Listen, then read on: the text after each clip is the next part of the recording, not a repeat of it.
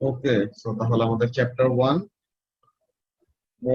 Movement and position. তো এখন এই চ্যাপ্টারের মধ্যে আমাদের কি কি জিনিসগুলো পড়তে হবে আমরা দেখে নিই যে আমরা এগুলো শিখছি নাকি।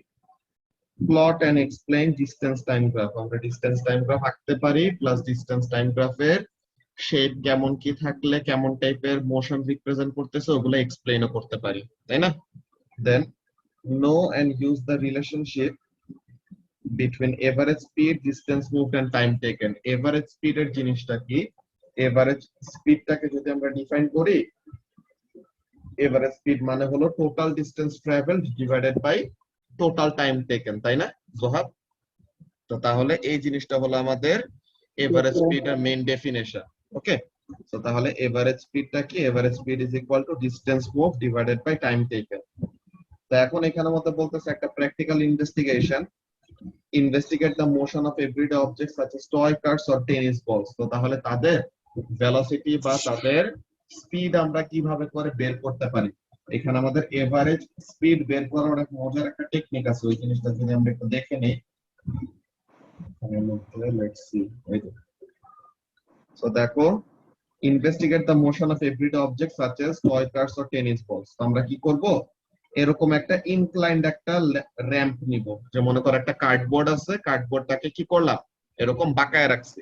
ওকে, তো এখন আমরা একটা কাজ করব। কি কাজ? এই পয়েন্ট থেকে এই পয়েন্ট পর্যন্ত রুলার দিয়ে, যে মিটার রুল দিয়ে আমরা কি করতে পারবো, ডিসটেন্স বের করতে পারবো না যে এতটুকু জায়গায় ডিসটেন্সের ভ্যালু কত হবে। তো তাহলে এই ডিসটেন্সটা আমরা বের করব কি দিয়ে? মিটার রুল দিয়ে। এখন কাজটা কি, আমরা এই মাথাটার এখানে গাড়ির চাকাটার, গাড়ির ফ্রন্ট সাইডটা রেখে, বা যদি বল রিলিজ করিস তাহলে বলের ফ্রন্ট সাইডটা রেখে দেন কি করব, টাইমারটা হাতে নিব, যে আমাদের হাতে একটা স্টপ ওয়াচ থাকবে। দেন কি করব, যখন নাকি আমরা। আসসালামু আলাইকুম ভাইয়া। ওয়ালাইকুম আসসালাম তালহা, কি অবস্থা? এই তো ভাইয়া আছে আলহামদুলিল্লাহ। ওকে, সো তাহলে যে জিনিসটা বলতেছিলাম, দেখো যে আমরা যেই অবজেক্টটাকে রিলিজ করব ওই অবজেক্টটাকে কি করতেছি, ওই সার্টেন পয়েন্ট থেকে রিলিজ করার সাথে সাথে সাইমালটেনিয়াসলি কি করব, স্টপ ওয়াচ অন করব। দেন ওই জিনিসটা কি করবে, গড়ায় গড়ায় নিচে পড়বে না? সো তাহলে গড়ায় গড়ায় নিচে যে বি পয়েন্টে, যে এন্ড পয়েন্টে যখন আসবে তখন আমরা কি করব, স্টপ ওয়াচটা অফ করব। সো তাহলে কি হইতেছে, টোটাল এই ডিসটেন্স ডি, এই যে টোটাল এই ডিসটেন্স ডি ট্রাভেল করতে কতটুকু সময় নিতেছে এটা আমরা কি পাচ্ছি, স্টপ ওয়াচের থেকে পাচ্ছি না? যে রিলিজ করার সময় স্টপ ওয়াচটা অন করলাম, আর একদম এন্ড পয়েন্টে আসার পরে স্টপ ওয়াচটা অফ করছি। সো তাহলে আমরা মিটার রুল দিয়ে ডিসটেন্সটা মেজার করে রাখছি, আর টাইমটা কি করলাম, টাইমটা আমরা স্টপ ওয়াচ দিয়ে বের করলাম। So now what can we do, average স্পিডের ফর্মুলা দিয়ে we can determine the speed of the object. তো তাহলে এই যে average speed is equal to distance move divided by time taken. তো তাহলে এই ফর্মুলা দিয়ে আমরা কি করতে পারবো, ডিটারমাইন করতে পারবো যে average speed of the object কত ছিল। যে র‍্যাম্প দিয়ে যে সে যে গড়ায় গড়ায় করতেছে, তো তার এভারেজ স্পিড কত ছিল এটা এরকম ভাবে বের করা যায়। একদম ইজি একটা এক্সপেরিমেন্ট। এটা তো মনে হয় আনাসদের ক্লাসে করাই দেখাইছিলাম, তাই না? স্ট্যান্ডার্ড 8-এই। হ্যাঁ ভাই, এটা অনেক আগে করা ছিল। এরপরে তো এরকম তোমাদের ইমিডিয়েট জুনিয়র ব্যাচের, ওদের তো কোভিড এর জন্য স্ট্যান্ডার্ড 8 এর ফুল ক্লাসই নেওয়া যায় না, পরে অনলাইনে চলে আসা লাগছে, তো ওরা অনেক কিছুই পায় নাই আর কি। তো সামনাসামনি ক্লাসে অনেকগুলো জিনিস দেখানো যায় যেগুলো আসলে অনলাইন ক্লাসে পসিবল না। তো এখন আমাদের জাস্ট এক্সপ্লেনেশন শুনে শুনে, বা আমাদের কয়েকটা সিমুলেশন দেখা যায়, বুঝছো? কয়েকটা এরকম সিমুলেশন, ওরকম পিএইচইটি সিমুলেশনের থেকে দেখানো যায়, বাট স্টিল সামনাসামনি এক্সপেরিমেন্ট নিজের হাতে করার এক্সপিরিয়েন্স অন্যরকম আর কি। ওকে, আচ্ছা, এরপরে আমাদের অ্যাসেলারেশনের ডেফিনেশন তো আমরা পড়ছিলাম, তাই না আরতি? অ্যাসেলারেশনের ডেফিনেশন কি ছিল? Rate of change in velocity, right? তো তাহলে এই জিনিসটা আমরা পড়ছি যে know and use the relationship between acceleration, change in velocity and time taken.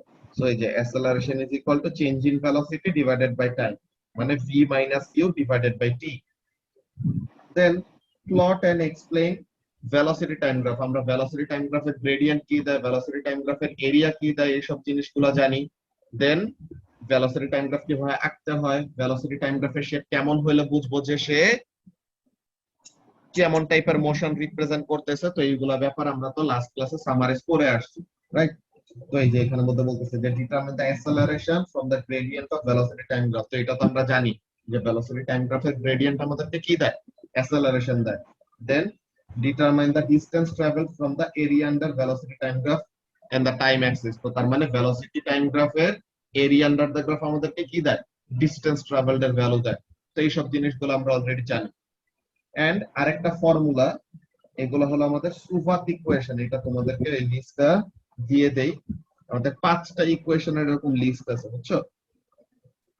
S দিয়ে আমরা রিপ্রেজেন্ট করে হলো ডিসপ্লেসমেন্ট, ইউ দিয়ে রিপ্রেজেন্ট করে হলো ইনিশিয়াল ভেলোসিটি, ভি দিয়ে রিপ্রেজেন্ট করে ফাইনাল ভেলোসিটি, এ দিয়ে রিপ্রেজেন্ট করি অ্যাসেলারেশন। এগুলো সব ক্যাপিটাল লেটারে লিখতেছি কিন্তু সবগুলো আসলে ছোট হাতের করে লিখি। এটা সুভাত ইকুয়েশন বলা হয় বা দ্য বিগ 5 অফ মেকানিক্স এমন টাইপের বলা হয়। তো এগুলোর ইকুয়েশন গুলা কি, এগুলো আমরা একটু লিস্ট ডাউন করে রাখি, এগুলো আমাদের ম্যাথ করতে সময় কাজে লাগবে। এস দিয়ে যে ইকুয়েশনটা, এটা হলো v is equal to u plus at, s is equal to vt minus half at square, এটা হলো ut plus half at square, এরপরে s is equal to u plus v by 2 into t, লাস্টেরটা এই যে এই ফর্মুলাটা u v square plus square is 2a u square plus 2as। ঠিক আছে, এখন এই ফর্মুলাগুলো আমাদের কি কাজে লাগবে? আমাদের অনেক টাইপের মোশনের ইনফরমেশন দেওয়া থাকে। মনে করো যে ডিসটেন্স দেওয়া আছে, টাইম দেওয়া আছে, অ্যাসেলারেশন দেওয়া আছে। এরপরে বললো কি যে ইনিশিয়াল ভেলোসিটির ভ্যালু কত বা ফাইনাল ভেলোসিটির ভ্যালু কত, এইসব জিনিসগুলো আমাদেরকে বের করতে দিতে পারে। তো তখন আমাদের কি করতে হবে? এইসব ইকুয়েশন গুলা ইউজ করতে পারতে হবে। সো তাহলে আমাদের এই ইকুয়েশন গুলা জেনে রাখা ইম্পর্টেন্ট। এই ইকুয়েশন গুলা সবগুলা আসলে কিসের থেকে আসছে? এই সবগুলো ইকুয়েশন আসলে ভেলোসিটি টাইম গ্রাফ থেকে আসছে। ওগুলা ডেরাইভেশন তোমাদেরকে বড় হলে দেখাবো। ওকে, এখন আমরা এখানের জন্য যে জিনিসটা একটা কন্ডিশন আছে যে এই ফর্মুলাগুলো কখন applicable? when acceleration is constant. Excellent.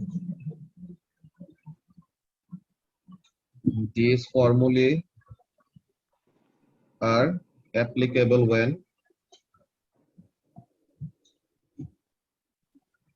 acceleration is constant. ওকে, তো সবাই একটু এই জিনিসটা নোট ডাউন করে ফেলো, দেন আমরা পরের জিনিসে যাচ্ছি। আমাদের অ্যাকচুয়ালি কিন্তু লার্নিং অবজেক্টিভ যা যা ছিল বলতে গেলে সবই পড়া হয়ে গেছে। স্টিল ভিতরে ভিতরে কয়েকটা ব্যাপার আছে, ওগুলোর জিনিসটা আমি একটু ডিসকাস করবো আজকের ক্লাসে। সবাই একটু এই ফর্মুলাগুলো কপি করে ফেলো, আর এই ফর্মুলাগুলো কখন অ্যাপ্লাই করা যায় এই জিনিসটাও লিখে রাখো যে this formula are applicable only when কি হবে? অ্যাসেলারেশন যখন কনস্ট্যান্ট থাকবে তখন।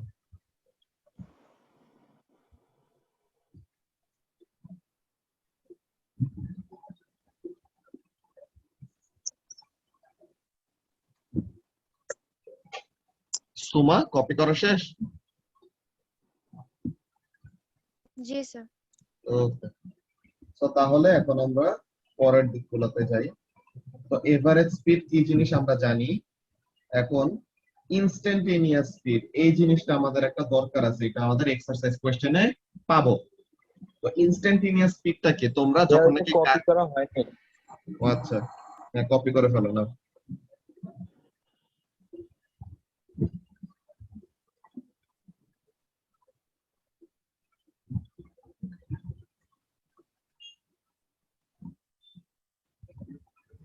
হয়ে গেছে, এসএস নিয়ে নিয়ে আছে। ওকে, তো এখন এখানের মধ্যে ব্যাপারটা দেখো যে তোমরা যে গাড়িতে উঠো, বাইকে উঠো বা বাসে উঠো, এরকম তাদের কি থাকে? স্পিডোমিটার থাকে না? যে স্পিডোমিটারের মধ্যে আমরা কি দেখি? একটু পর পর স্পিড বাড়ে বা কমে, ওরকম টাইপের, রাইট? সো তাহলে স্পিডোমিটারের ওখানের মধ্যে আমরা কিসের রিডিং পাই? আসলে স্পিডোমিটারের ওখানের মধ্যে আমরা ইনস্ট্যান্টেনিয়াস স্পিডের রিডিং পাই। মানে কি ইনস্ট্যান্টেনিয়াস স্পিড? মানে হলো স্পিড আমাদের কি হয়? স্পিড কিন্তু আমাদের বলতে গেলে প্রতিটা মোমেন্টে বা প্রতিটা ইনস্ট্যান্টে কি হতে থাকে? চেঞ্জ হইতে থাকে, ঠিক আছে? সো তাহলে the speed of an object at a specific moment or the speed of an object at a specific instant, ওই জিনিসটাকে আমরা কি বলবো? ওই জিনিসটাকে আমরা বলবো instantaneous speed। যে কি বলতেছে, the speed of the car changes from instant to instant as the accelerator or brake is used. The speedometer therefore shows the instantaneous speed of the car. Okay, so তাহলে instantaneous স্পিডটা কি? কোন একটা moving অবজেক্টের speed প্রতিটা তো কি হবে, মোমেন্টে চেঞ্জ হবে। সো তাহলে একটা পার্টিকুলার ইনস্ট্যান্টে বা একটা পার্টিকুলার মোমেন্টে তার স্পিডের ভ্যালু যা হবে ওটাকে আমরা কি বলবো? Instantaneous speed.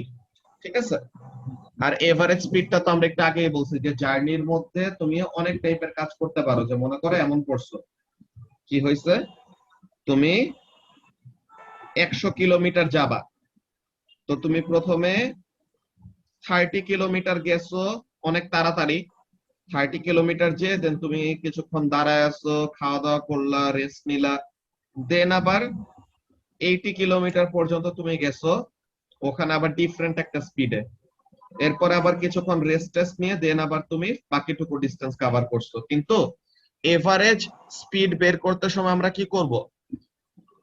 তুমি ইন বিটুইন দ্য জার্নি কেমন কি মুভমেন্ট করছো এটা যায় আসে না, তারা দেখবে যে তুমি তোমার স্টার্টিং পয়েন্টটা লিভ করছো কখন আর ফিনিশ পয়েন্টে অ্যারাইভ করছো কখন।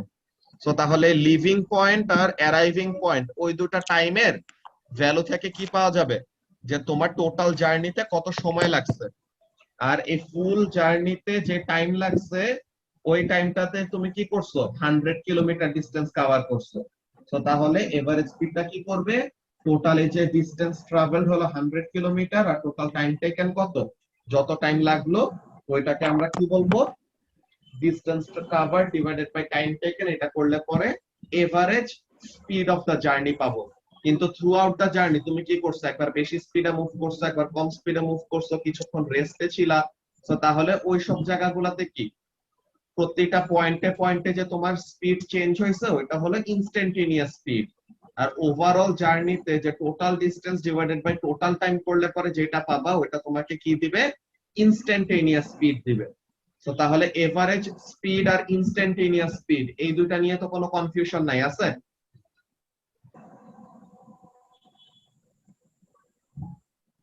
No, sir.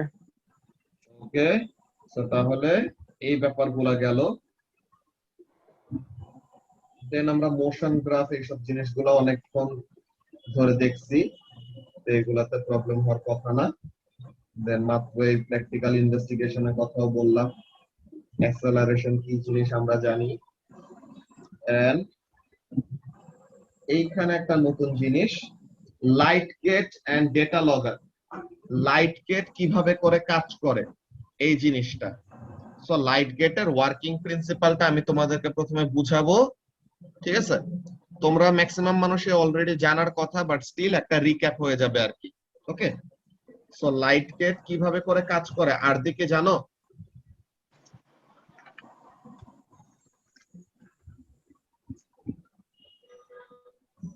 লাইট গেটের নাম শুনছো আগে?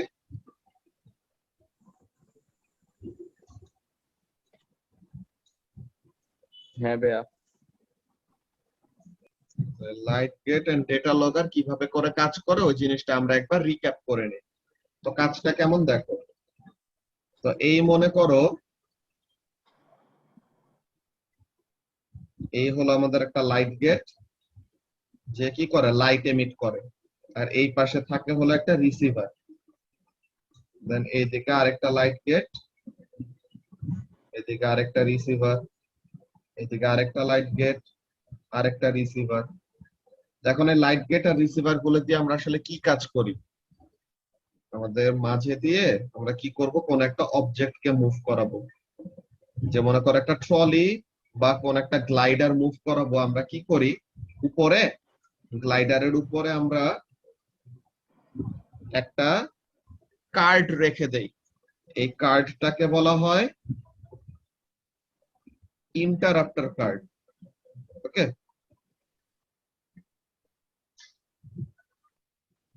ইন্টারাপ্টার কার্ড সে কাজটা কি করবে, ইন্টারাপ্টার কার্ডের একটা সার্টেন কি আছে, লেন্থ আছে।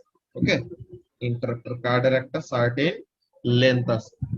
এখন দেখো কাজটা কি হয়, এই হলো লাইট গেট 1, এই হলো ডিটেক্টর 1, এই হলো লাইট গেট 2, এই হলো ডিটেক্টর 2, এই হলো লাইট গেট 3, এই হলো detector number 3। So what happens, এই যখন নাকি ট্রলিটা মুভ করবে, এখন দেখো যখন নাকি ট্রলিটা কি নাই, লাইট গেট গুলা মাঝে দিয়ে যাচ্ছে না, তো তখন কি হইতেছে সুমা, লাইট গেট 1 থেকে সুন্দর মতো ডিটেক্টরের কাছে লাইট পৌঁছায় যাইতেছে না, কোন লাইটকে এখানের মধ্যে কি হইতেছে না, ব্লক হইতেছে না। ওকে, এই লাইট গেটের কাজটা কি, লাইট গেট আর ডেটা লগার দিয়ে আমরা কি করতে পারি, কোন একটা মুভিং অবজেক্টের ভেলোসিটি বের করতে পারি বা স্পিড ডিটারমাইন করতে পারি। তো এই জিনিসটা কিভাবে, এই জিনিসটা এরকম ভাবে কাজ করে। দেখো যে এই ট্রলিটা মুভ করে মাঝে দিয়ে যাবে, যখন নাকি ট্রলিটা কি করবে, ট্রলিটা যখন নাকি দুইটা লাইট গেটের মাঝে চলে আসবে, তো তখন কি হয়, লাইট গেট আর তার ডিটেক্টরের মাঝে চলে আসলে তার যে ইন্টারাপ্টার কার্ডটা আছে না, এই ইন্টারাপ্টার কার্ডটা কি করবে, লাইট গেটের লাইটটাকে ব্লক করে দিবে। যে লাইট গেটের থেকে লাইট আসতেছে কিন্তু এটা কি হইতেছে, ইন্টারাপ্টার কার্ডে আটকায় যাচ্ছে, ওই লাইটটা কি করতে পারতেছে না, ডিটেক্টর পর্যন্ত পৌঁছাইতে পারতেছে না। কি বলতেছে বুঝতেছো সুমা? Yes, sir. ওকে, তো তাহলে এখানের মধ্যে জোহাব কি বলতেছিলাম, যে লাইট গেটটা যখন নাকি ডিটেক্টর আর লাইট গেটার কি বলে, ট্রলিটা যখন নাকি লাইট গেট আর ডিটেক্টরের মাঝে আসবে, তো তখন কি হবে, লাইট গেটের থেকে এমিট করা লাইটটা কি করবে না, ডিটেক্টর পর্যন্ত পৌঁছাবে না। So ডিটেক্টর তখন পর্যন্ত পৌঁছাবে না। তখন যেই টাইম ধরে লাইটটা ব্লক হয়ে আছে, ওকে, the time for which the light is blocked,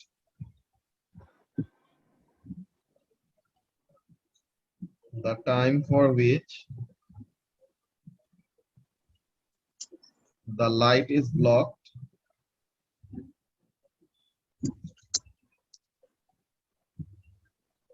is measured or recorded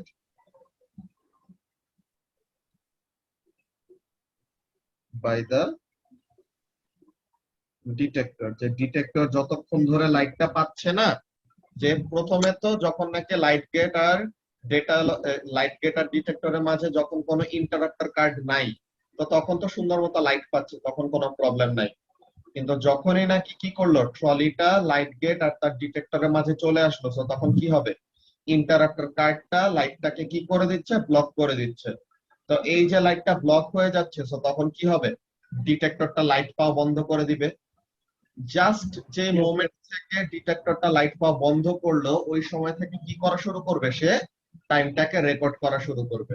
ওকে, তো তাহলে সে ওরকম টাইমটা রেকর্ড করতেছে, রেকর্ড করতেছে, রেকর্ড করতেছে, কতক্ষণ পর্যন্ত রেকর্ড করবে, যতক্ষণ মুভ ফুললি হয়। যতক্ষণ না পর্যন্ত ট্রলিটা পুরোপুরি 1 নাম্বার লাইট গেটকে পাস করে ফেলবে। 1 নাম্বার লাইট গেটকে পাস করে ফেললে তো আর ইন্টারাপ্টার কার্ড এখন আর কি করবে না, লাইটটাকে আর ব্লক করবে না। তো তখন এখানে থেকে কি পাওয়া যাবে, ট্রলিটার 1 নাম্বার লাইট গেটের সামনে দিয়ে পাস করতে কতটুকু সময় লাগছে, এই টাইমটা আমরা কি পাবো, ইন্টারাপ্টার কার্ডের জন্য যে লাইটটা ব্লক হয়েছিল ওই টাইমটা আমরা রেকর্ড করতেছি না, ওই টাইমটাই কি, this is the time taken, যার জন্য কি হয়েছে, যার জন্য লাইটটা ব্লক হয়েছিল, রাইট? সরি। সো তাহলে এখানের মধ্যে কাজটা কি, যতক্ষণ ধরে ব্লক হয়েছিল ওই টাইম আমরা জানি, আর এই লেন্থ অফ দা ইন্টারাপ্টার কার্ড এটাকে আমরা বের করতে পারবো না রুলার দিয়ে।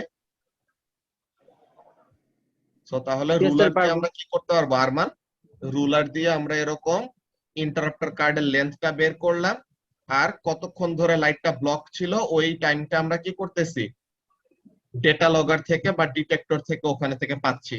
সো তখন কি হবে, আমরা টাইম যতক্ষণ ধরে লাইটটা ব্লক ছিল ওইটা জানি, আর ওই ব্লক থাকা টাইমে কতটুকু লেন্থ কভার করছে বা কতটুকু ডিস্টেন্স কভার করছে এটা জানি, নাকি আরমান? Yes, sir. সো তাহলে এখানের জন্য আমাদের স্পিডটা কিভাবে বের করব, যে অবজেক্টটা কত স্পিডে মুভ করতেছিল লাইট গেট 1 এর মাঝে দিয়ে, speed of the trolley or speed of the object is equal to length of the interrupter card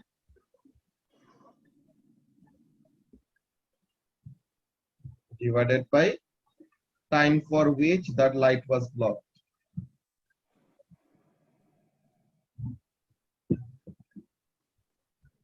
Time for which the light was blocked.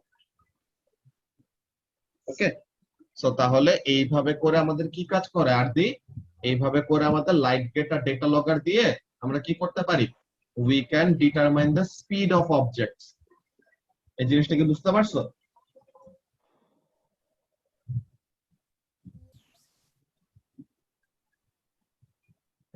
Okay, so তাহলে এই জিনিসটা গেল। তো সবাই একটু এই জিনিসটা স্ক্রিনশট তুলে রাখো, তোমরা এই জিনিসটা সামারি লিখে তোমরা পাঠাবো, এটা বলবো কখন, ঠিক আছে? নেক্সট ক্লাসে পাঠাবো এটার সামারি, যে লাইট গেটের ওয়ার্কিং প্রিন্সিপাল, তা লাইট গেট কিভাবে করে স্পিড বের করে ওই জিনিসটা ওয়ার্কিং প্রিন্সিপাল তোমরা নেক্সট ক্লাসে ছোট একটা, নেক্সট ক্লাসের আগে আর কি ইনবক্সে লিখে, যে তোমরা খাতায় লিখে ছবি তুলে ইনবক্সে পাঠাবা আমাকে, ঠিক আছে? সবার স্ক্রিনশট তোলা হয়েছে এটা? Yes, ভাইয়া। ওকে, তো তাহলে এই ব্যাপারগুলো গেল। দেন গ্রেডিয়েন্ট কিভাবে ডিটারমাইন করা লাগে, এরিয়া কিভাবে করা লাগে, এইসব জিনিসগুলো অলরেডি আমরা করছি। So basically we are actually done with chapter 1, ঠিক আছে? তো এখন চ্যাপ্টার 1 এর তোমাদের যে কাজটা থাকবে, কি কাজ? তোমাদের কাজটা থাকবে এক্সারসাইজ কোশ্চেনস গুলা এন্ড ওই যেটা বলছি কি জিনিস,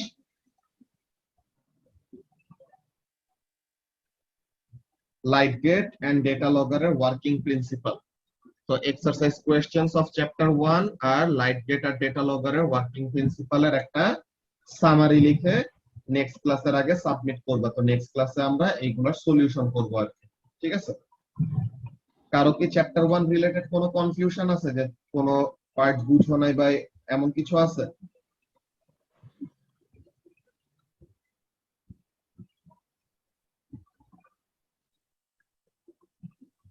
sir light gate and data logger ওইটা ঠিক করে বুঝিনি। আচ্ছা, তো এখন লাইট গেট আর ডেটা লগারের এখানের মধ্যে কাজটা দেখো, এই ডায়াগ্রাম থেকে দেখো। এই যে তোমার পজিশন নাম্বার 1, এখানে থেকে লাইটটা ছাড়া হয়, দেন এই ডিটেক্টরের কাছে লাইটটা যায়, ওর থেকে লাইটটা ছাড়া হয়, দেন ডিটেক্টরের কাছে লাইটটা যায়, এরকম। এখন যখন নাকি এই যে এটা দেখতেছো, এটা এটা হলো ইন্টারাপ্টার কার্ডটা। তো ইন্টারাপ্টার কার্ডটা কি করবে, যখন নাকি দুটা এই যে লাইট গেট আর তার ডিটেক্টরের মাঝে আসবে, তো তখন কি লাইট গেট আর লাইটটাকে সে আটকায় দিবে না, সে কি ডিটেক্টরের কাছে লাইটটাকে পাস করতে দিবে সুমা? No sir.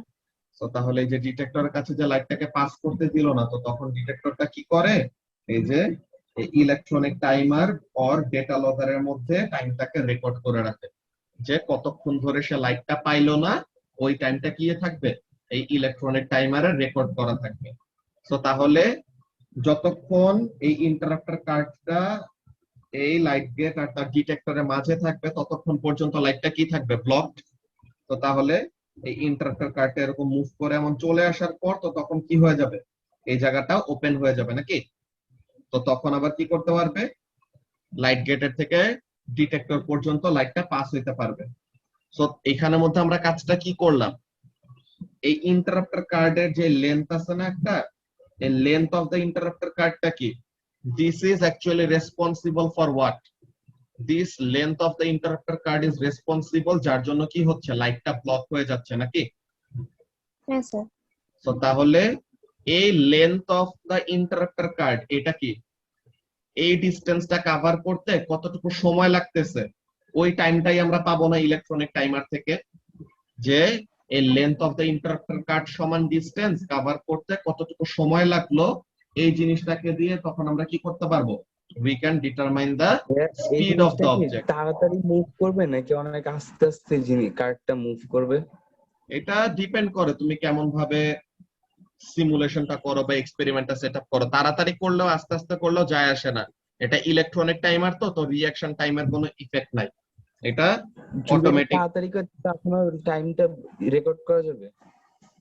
হ্যাঁ হ্যাঁ, অনেক তাড়াতাড়ি গেল, সে মিলি সেকেন্ডেও মাইক্রো সেকেন্ডেও সে টাইম বের করতে পারে। ঠিক আছে, এই ইলেকট্রনিক টাইমার এগুলা অনেক সেনসিটিভ, তো অল্প টাইমের জন্য ব্লক থাকলেও ওগুলাকে কি করতে পারবে, সুন্দর মতো সে রেকর্ড করতে পারবে। ঠিক আছে, তো তাহলে সুমা কি বললাম, যে লেন্থ অফ দ্য ইন্টারাপ্টার কার্ডটা হলো কি দ্য ডিস্টেন্স ট্রাভেলড, আর এই ডিস্টেন্সটা ট্রাভেল করতে কতটুকু সময় লাগছে ওইটা আমরা কিসের থেকে পাবো, যতক্ষণ ধরে লাইটটা ব্লক হয়েছিল ওই টাইম থেকে, নাকি? Yes, sir. সো তাহলে এইভাবে করে আমরা কি করতে পারি, length of the interrupter card divided by time taken, এটা করলে পরে কি পাবো, ভেলোসিটিটা পাবো না বা স্পিডটা পাবো না, যে যেই স্পিডে আমাদের গ্লাইডারটা বা ইন্টারাপ্টার কার্ডটা মুভ করতেছে, নাকি? Yes, sir. তো তাহলে এইটাই হলো তার কাজ, যে লাইট গেট আর ডেটা লগের মিলে কিভাবে করে স্পিড অফ অবজেক্ট বের করে, এইভাবে করে যে লাইটটা কতক্ষণ ধরে ব্লক হয়েছিল ওই টাইমটা রেকর্ড করা হবে, যে ডিস্টেন্সটা কভার করার জন্য লাইটটা ব্লক হয়েছিল ওই length of the interrupter card determine করা হবে। তো লেন্থ ডিভাইডেড বাই টাইম করলে পরে কি পেয়ে যাব, ডিস্টেন্স পেয়ে যাব। বুঝতে পারছো? Yes, sir. ওকে, আর দেখি কিছু বলবা? তুমি মাইক আনমিউট করে রাখছো কিন্তু তোমার কথা শোনা যায় না আর কি।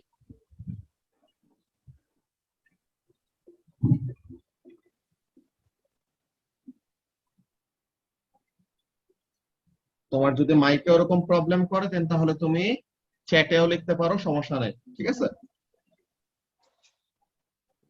আচ্ছা। সো তাহলে চ্যাপ্টার 1 রিলেটেড কি আর কারো কোনো কনফিউশন আছে?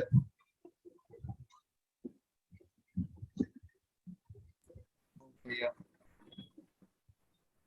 ওকে, সো তাহলে চ্যাপ্টার 1 রিলেটেড যদি কারো কোনো সমস্যা না থাকে তো তাহলে পরে এটা খুবই ভালো। তো এখন আমরা যে একটা কাজ করব, চ্যাপ্টার 2 এর ছোট একটা ইন্ট্রোডাকশন দিয়ে রাখবো। ঠিক আছে, চ্যাপ্টার 2 থেকে আমাদের ফোর্সেস চ্যাপ্টার শুরু। ওকে, তো তাহলে আমরা ফোর্সেস চ্যাপ্টারটার ছোট একটা ইন্ট্রোডাকশন দিব। Let's go to the notepad.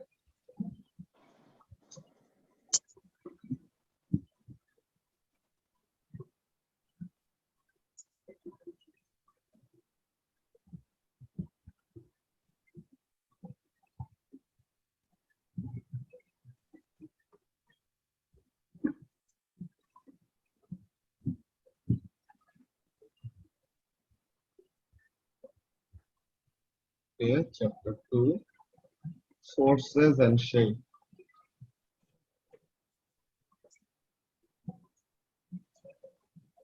So এখন এখানের জন্য দেখো কাজগুলা কি। ফার্স্ট অফ অল,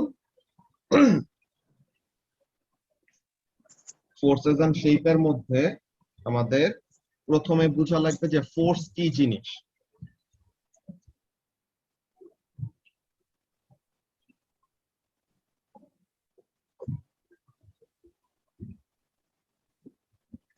ফোর্সের যদি আমরা একদম বেসিক ডেফিনেশন দেই, ফোর্স জিনিসটা কি, ইট is the push or pool on an object, তাই না? ফোর্সটা কি, ফোর্স হলো simply a push or pool. Force is a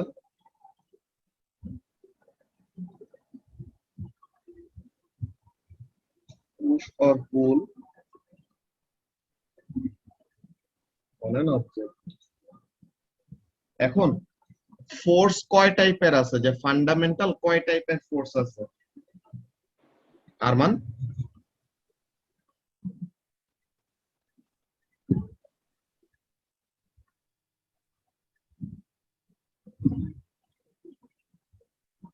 কিন্তু তোমাদেরকে আগেও পড়ানো হয়েছিল, ফান্ডামেন্টাল টাইপস অফ ফোর্স কয়টা?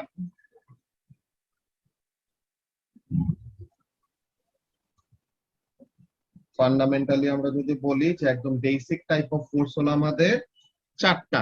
ঠিক আছে, এন্ড বাকি যতগুলি ফোর্স তুমি পাবা এগুলো কি হবে, এই চারটা ফোর্সের সাব ডিভিশন হবে। সেই ফোর্স গুলো কি কি, ফোর্স গুলোর মধ্যে হলো gravitational force, sorry,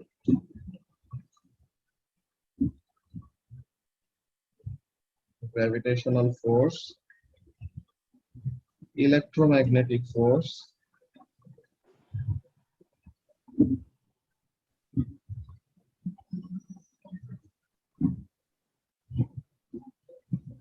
strong nuclear force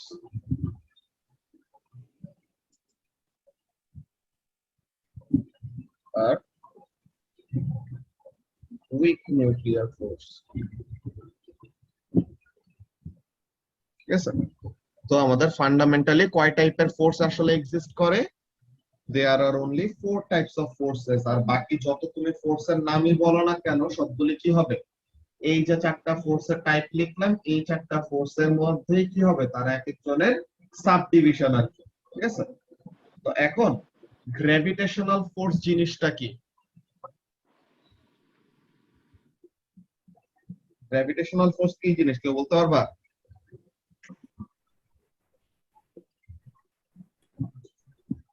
Arman?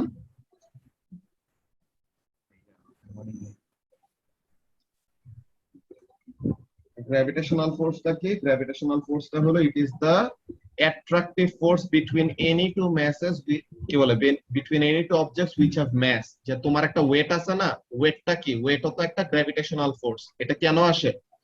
আর্থের একটা ম্যাস আছে, তোমার একটা ম্যাস আছে, সো আর্থ তোমাকে কি করে? গ্র্যাভিটেশনাল ফোর্স দিয়ে নিজের কাছে পুল করে। তুমিও এরকম সেম ওয়েতে কিন্তু আর্থকে কি করতেছো? উপরের দিকে পুল করতেছো। কিন্তু ওই ফোর্সটা আমরা ওরকম ভাবে স্টেট করি না, ওগুলো আমরা বড় হইলে পরে আরো নতুন করে শিখবো। তো এখন এখানে বেসিক্যালি আমাদের জেনে রাখবো যে গ্র্যাভিটেশনাল ফোর্স কোনটা। ইট is the attractive force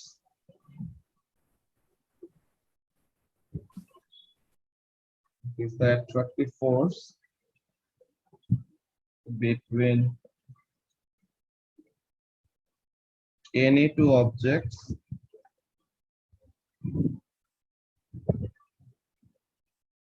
which have mass।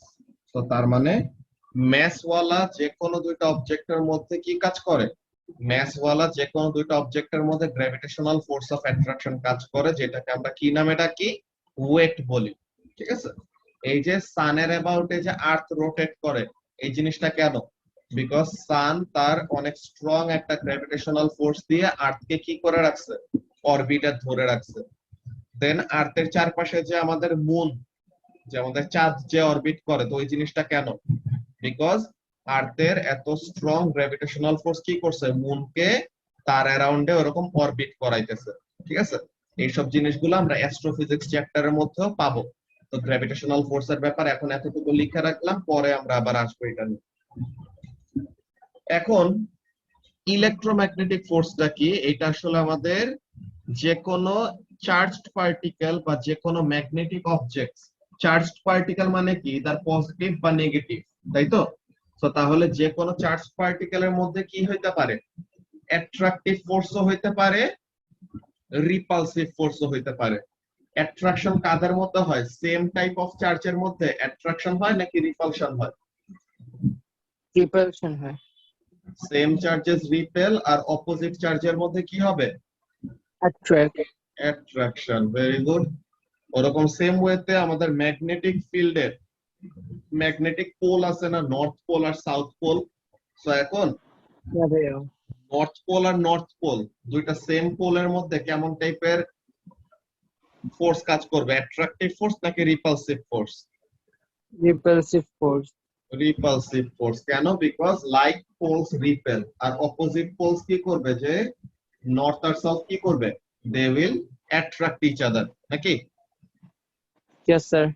তো তাহলে এইসব ব্যাপারগুলো নিয়ে যে কোনো চার্জ পার্টিকেল বা যে কোনো এরকম ম্যাগনেটিক অবজেক্টস নিয়ে যত রকমের ফোর্স, এগুলো সবগুলাই কি? ইলেকট্রোম্যাগনেটিক।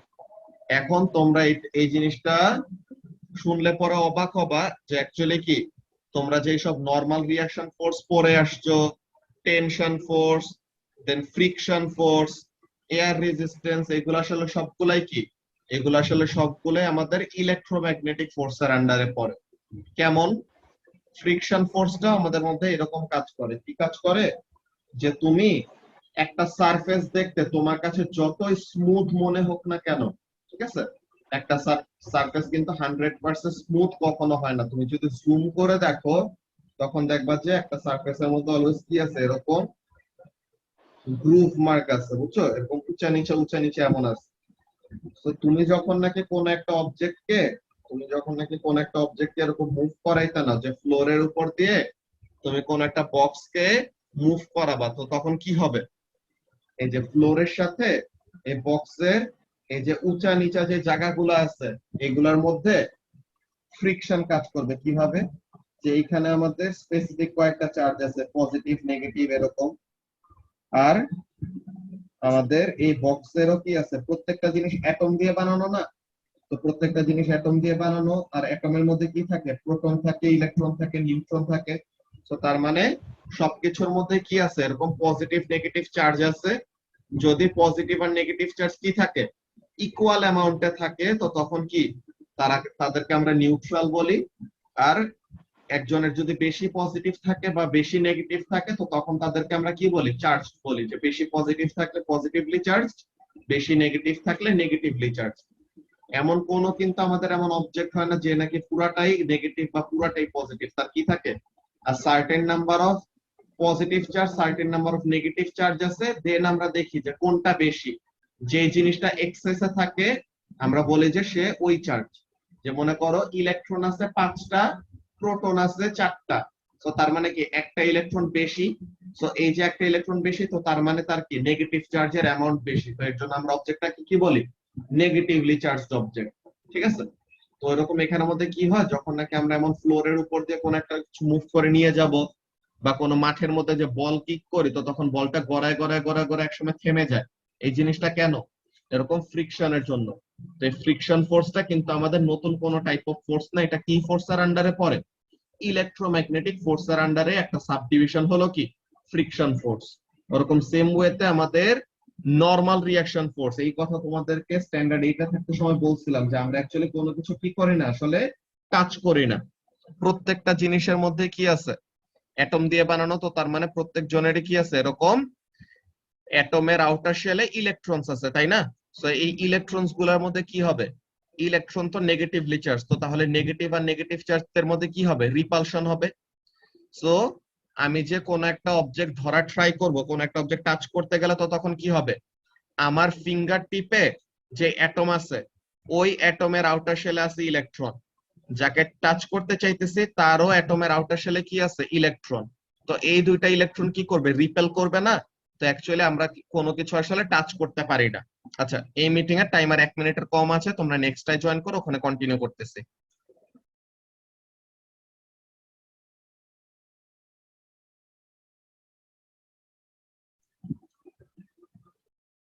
ওকে, তো তাহলে যেই কথাগুলি বলতেছিলাম এখানের জন্য দেখো যে এরকম ফ্রিকশন ফোর্স, দেন নরমাল রিঅ্যাকশন ফোর্স, এগুলো প্রত্যেকটা ফোর্সে কি, যে নরমাল রিঅ্যাকশন ফোর্সটা কাকে বলি? আর দি তুমি কি নরমাল রিঅ্যাকশন ফোর্স এইসবের নাম শুনছো আগে?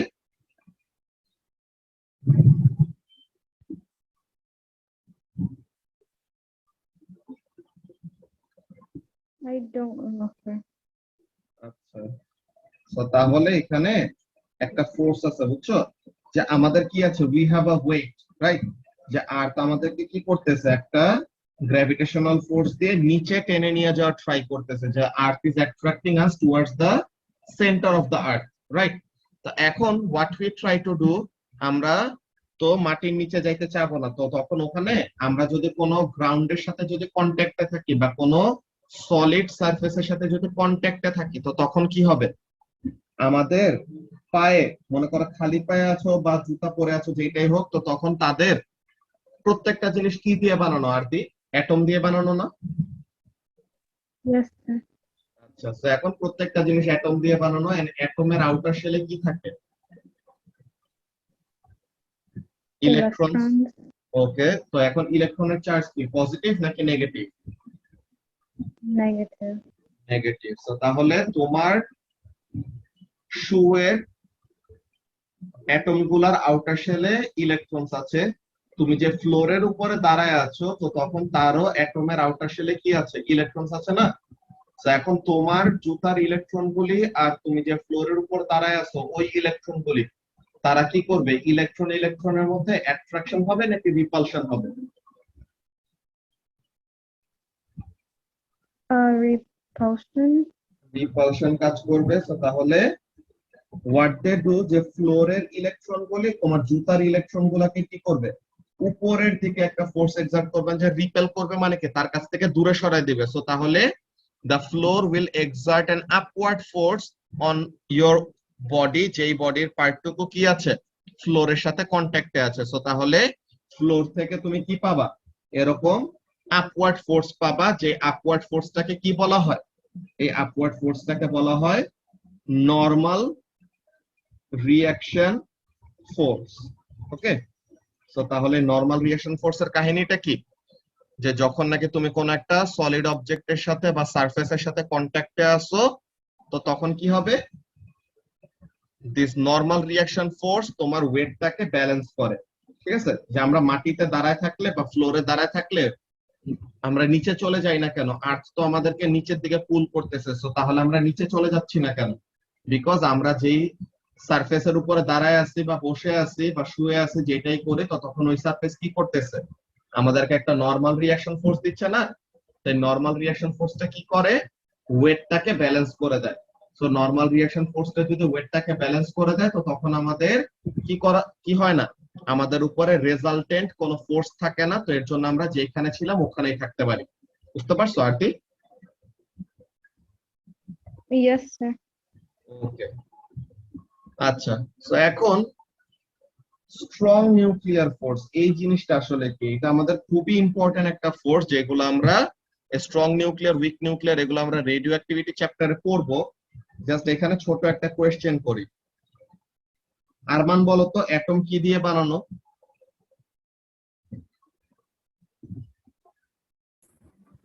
Tiny particles. টাইনি পার্টিকেলস, ওগুলোর নাম কি? সাব অ্যাটমিক পার্টিকেল গুলোর নাম কি কি? Protons, nucleus, and sorry, protons, neutrons, and electrons. Protons, neutrons and electrons. So এখন এই মনে করো আমাদের একটা নিউক্লিয়াস, নিউক্লিয়াসের মধ্যে কে কে থাকে, প্রোটন থাকে আর নিউট্রন থাকে নাকি? Yes. তো তাহলে এরকম আমরা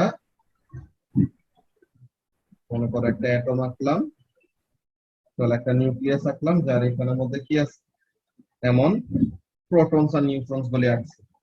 আর ইলেকট্রনস গুলি কোথায় থাকে, ইলেকট্রন শেলে নাকি?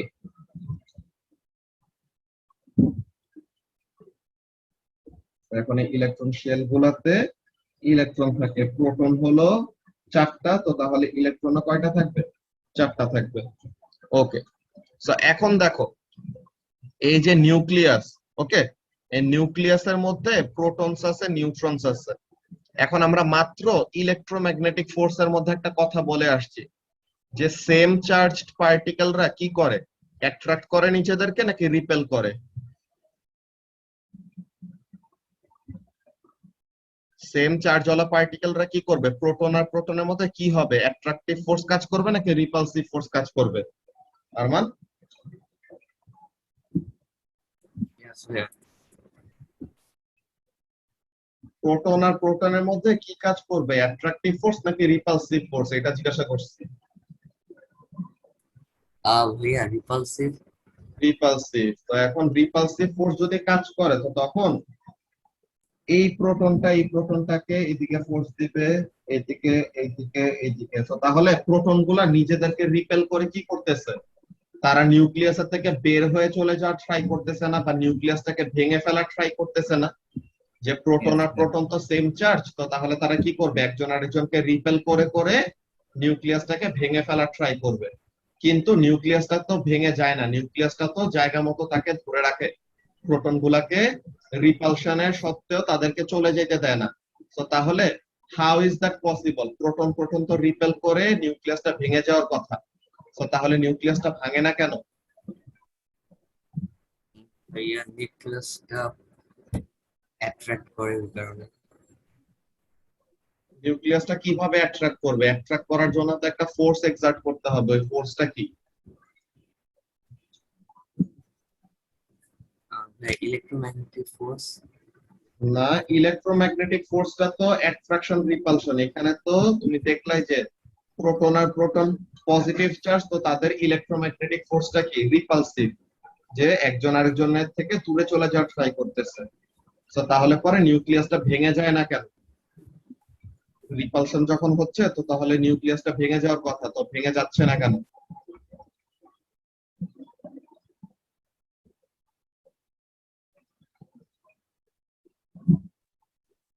বাইরের শেলে ইলেকট্রন গুলোর জন্য। বাইরের শেলের ইলেকট্রন গুলোর জন্য? ইলেকট্রন গুলো তো আরো বড় খারাপ। ইলেকট্রন গুলো আরো কি করতেছে? ইলেকট্রন নিজেরা নেগেটিভলি চার্জ না, তো তারাও তো প্রোটন গুলাকে অ্যাট্রাক্ট করে নিজের কাছে নিয়ে আসার ট্রাই করবে না? ইলেকট্রন গুলো তো অ্যাট্রাক্ট করে প্রোটন গুলাকে নিজের কাছে নিয়ে আসার ট্রাই করতেছে, তাইলে পরেও তো নিউক্লিয়াস ভেঙে যাওয়ার কথা, তো নিউক্লিয়াসটা ভাঙতেছে না কেন?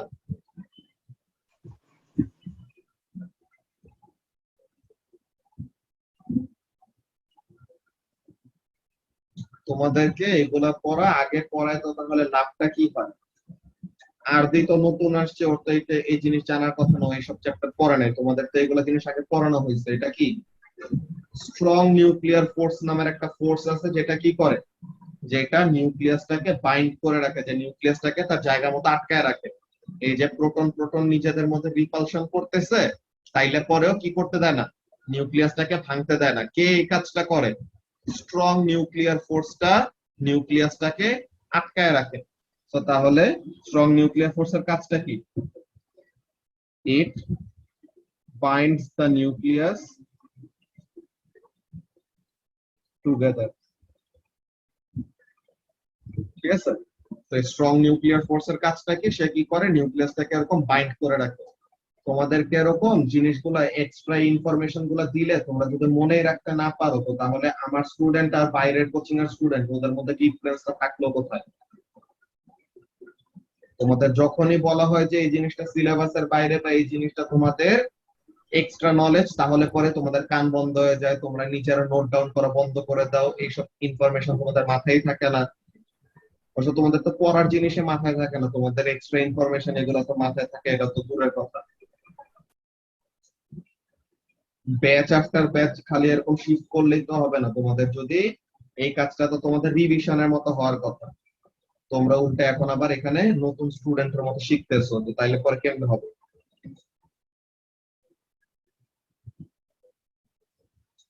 আর এখানের মধ্যে আমাদের উইক নিউক্লিয়ার ফোর্সের কাজটা কি? উইক নিউক্লিয়ার ফোর্সটা আমাদের রেডিও অ্যাক্টিভ ডিকে, এই জিনিসটা আমরা রেডিও অ্যাক্টিভ চ্যাপ্টারের মধ্যে পড়বো। It causes radioactive decay. তো এটা আমরা রেডিও অ্যাক্টিভিটি চ্যাপ্টার আছে চ্যাপ্টার 23 থেকে, তো ওখানে থেকে আমরা পড়বো যে উইক নিউক্লিয়ার ফোর্সের কাজটা কি। ঠিক আছে, তো এইগুলা হলো আমাদের বেসিক্যালি 4 টাইপের ফোর্স, যেই যতগুলা ফোর্সে তুমি ফিউচারে পাবা সবগুলা কি হবে, এই 4টা ফোর্সেরই সাব ডিভিশন, যে কোনোটার বা যে কোনোটার একটা কি হবে, ডিভিশনের মধ্যে থাকবে। মানে এগুলো হলো মেইন, বাকিগুলো হলো এগুলোর সাব ডিভিশন বা সাব টপিকের মধ্যে পড়ে। ঠিক আছে, তো সবাই এই জিনিসগুলো কপি করে রাখো। আজকের ক্লাস আমাদের এইটুকুই, সবাই স্ক্রিনশট তুলে রাখো। নেক্সট ক্লাসে আমরা ফার্স্ট অফ অল চ্যাপ্টার 1 এর এক্সারসাইজ কোয়েশ্চেন আর ওই ডেটা লগার আর লাইট গেট কিভাবে কাজ করে ওটার এক্সপ্লেনেশন গুলোর সলিউশন করাবো। দেন স্যাটারডে থেকে আবার চ্যাপ্টার 2 কন্টিনিউ করবো।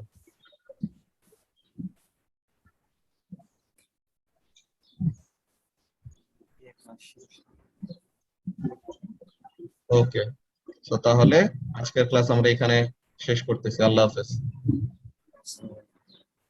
ওয়ালাইকুম আসসালাম।